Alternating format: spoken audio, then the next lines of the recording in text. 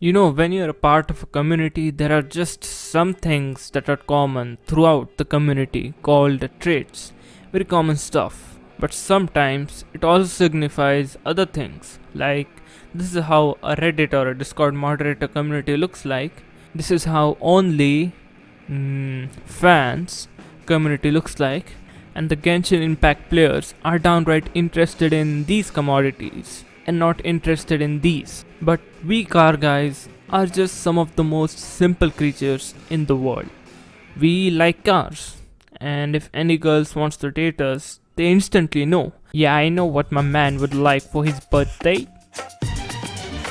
And so, as recently as now, I have been very fortunate to make car guy friends in my college and in my old flat where I used to live. And when I got to know them, I was like, hey, this kid is just like me because of our common traits, which gave me the idea of making this video. So here are top 7 car guy traits that I have noticed in my time on this earth. From the BART train to a tour bus, still the same game except I'm pulling more sluts, more butts, more bucks, never giving more fucks. Did it my way, I'm never taking shortcuts. Raised in a town like fool, who put you up on, huh? E40 Mac Driz, who I grew up on. I've been selling game, got you if you need a cue up on. You can check my resume, see every beat I grew up on. Smoking on grapes, rolling up swishers, no papes. Back of the ghost, closed drapes, I'm a boss tycoon. Girls in the crowd all swoon, super high, I'm off to the moon, and I vanish with your...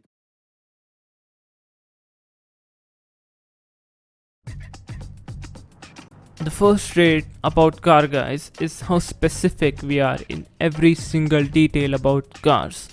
We can point out various differences in cars, all the history of it, or how cool and interesting these things really are. And we are always interested in gaining more knowledge about cars to put it into our brain inventory. Note that this applies to interesting cars only. I don't care how many horsepower does a shit Econobox produces with its diesel engine. Apart from that, I had one simple and interesting conversation with my friend about the Group B rally racing in the 1980s.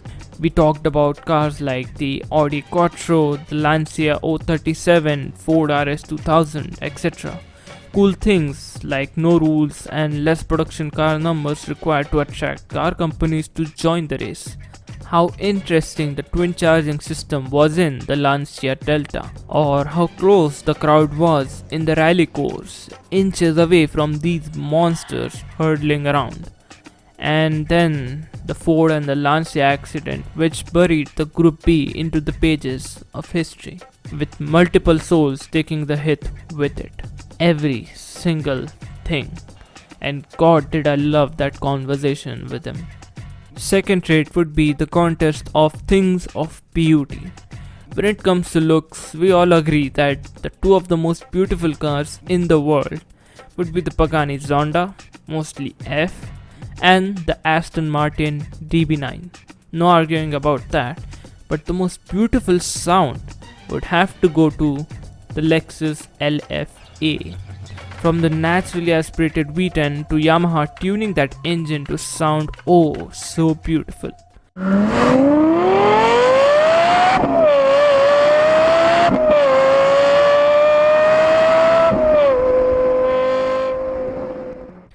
Third trait is based on a concept, so take it with a pinch of salt.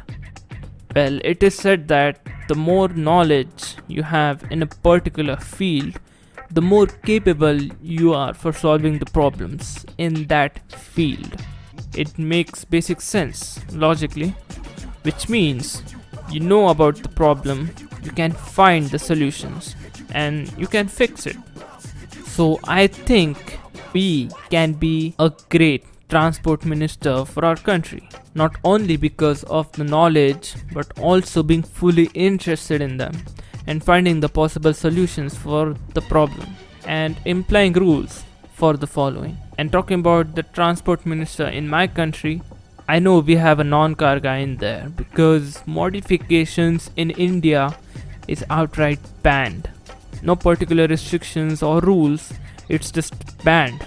They were like, who is going to do all the paperwork? Flush that down the drain, boy. And it still doesn't work, considering rich assholes can get away with anything, even black window tints. Compared to other countries. Now, I already made a video that briefly talked about displacement laws and how I think they're stupid, but I'm going to say it again here. Displacement isn't the sole factor that determines engine size, pollution, or efficiency. Unfortunately, many brain-dead politicians think displacement is big bad scary number and have pushed several laws throughout Europe, Asia, and many other places around the world that unfortunately teach citizens the misconception that big bad displacement is also super scary, evil, and pollutive and inefficient. When in fact, as I mentioned, larger displacement engines can actually be smaller and less polluted. And if I were appointed as the TM of Bharat country, I would bring out specific restrictions that will not only keep my citizens safe, but also keep the car enthusiasts happy, because I am interested in it. And also I'll ban every single SUV on the road. If you were caught driving one, you will be shamed in front of everyone and straight to the Dehadi jail for 50 years.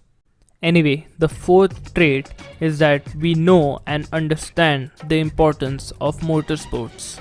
Some non-car people think that races like F1, Le Mans, GT3, etc. are just a waste of time. They burn resources and there's no outcome with that. I know there is a person who thinks like this. You know, the people who would stop traffic by sitting on the road thinking that they are saving the world, whilst wasting everyone's sanity and time. The engines of these cars are still running, you idiot, and the hypocrisy that the jackets that these fuckwords are wearing is made out of petroleum, the exact same thing they protest against. Well, anyway, coming back to motorsport, they are a gold mine for innovation in the automobile industry. You see, when car manufacturers compete to win races, they go all out at the expense of money just so they can get a competitive edge over the other manufacturing teams. This event, especially the big ones like Le Mans, Formula 1 and the GT class racing. We got dual clutch transmission, body integrated roll cage which improved safety cells in road cars today, and one of the best inventions was the basic disc brake. That's right, the standard braking system in our road cars today came from the motorsport industry. Just so much respect, and it also gave us this, a certified legend from American Le Mans series. The fifth trait that I thought of was because of a conversation I had with my friend who is really interested in cars, and he got all nerdy with me about cars and motorsport in general. And fun fact, he's one of my subscribers and knows about the content I make, but he's in a completely different career path. Now, I know college isn't the end all be all kind of career path, but I just knew he can be a great man in the career of cars. He definitely had interest, but I guess other things in the world made him choose his course. For now, you know, my friend, if you're watching this video, I would say that, would you want to pursue what the world has suggested, or do you want to pursue what you want?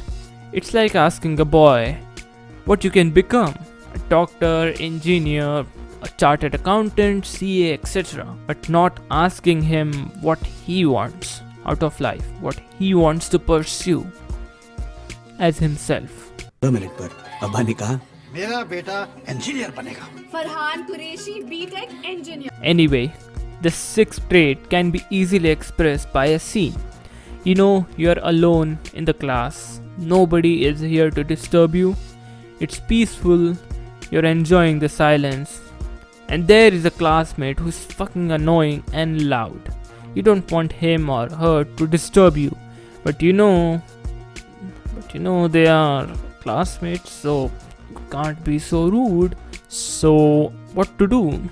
Well, you just ask one of your car guy friends to come over in the class and just start talking about cars. Get all nerdy in terms of statistics, history, etc. And 90% of the time, it will bore the hell out of that classmate of yours, and they have gone away. Congratulations.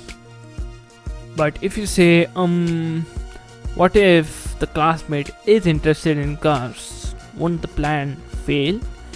Well, wrong. Because you now have another car guy friend who has a potential to be a long life friend because of your lifelong interest. And for those friends who aren't car guys but are good people, just shut your mouth. I think general car talk would be okay, but don't get it too stretched.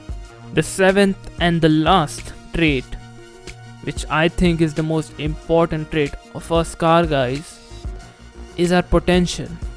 And like I said before, just our interest can open up many gates which are automobile related. We all have it in us, especially if you're a hardcore car enthusiast. I think when I was 4, I just knew what I had to do. The school education bullshit never resonated with myself, but when I saw this, I thought I had a purpose. I mean, if you take my great friends and family memories out of my childhood, my interest in cars and exploring even further to reach and gain knowledge about these cars was the best time of my life. But that's not all. Hiroshio Pagani, Christian Koenigsegg and Mate Rimac. You know who they were before they were their car company's CEO? Car guys. Simple. And have you heard about their innovations to the car world? First, they raised the standard of car ownership to quality. Then Koenigsegg made it work out how to use ethanol biofuel to increase a car's performance and car's power output. Pagani changed the world's perception of how cars should be seen as a piece of art on wheels, and one of the first pioneers to use carbon fiber monocoque in a production road car. And then Mate Rimac, revolutionizing the EV car industry with their fastest electric car in the world. So, are you a car guy and sure of it? Never forget your potential, and even if you are in a different field which isn't car related, just be sure at the back of your mind you have the potential for being a great innovator. Your perseverance would decide the outcome. Thanks for watching.